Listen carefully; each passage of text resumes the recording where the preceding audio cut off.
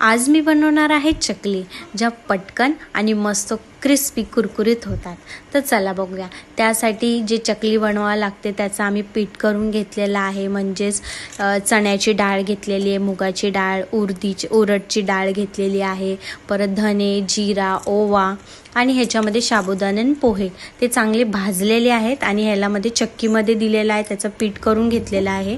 आणि गरम पाण्यामध्ये पीठ मळायचं आहे, त्याच्यामध्ये थोडासा ओवा, तीळ आणि लाल मिरची पावडर आणि मीठ टाकलेलं आहे आणि चांगलं पीठ करून घेतलेलं आहे।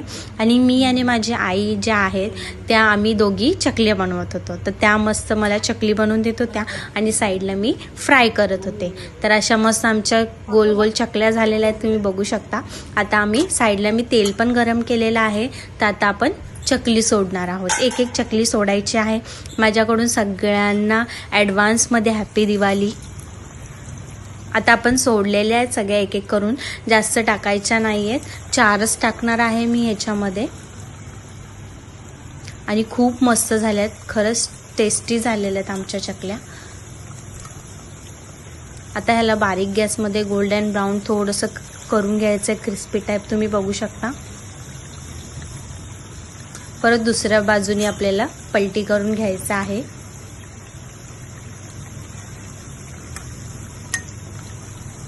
मी जास्त इथे जास्त गोल्डन केलेले नाही आहेत, ब्राउनिश मला नाही आवडत, असे छान वाटतंय।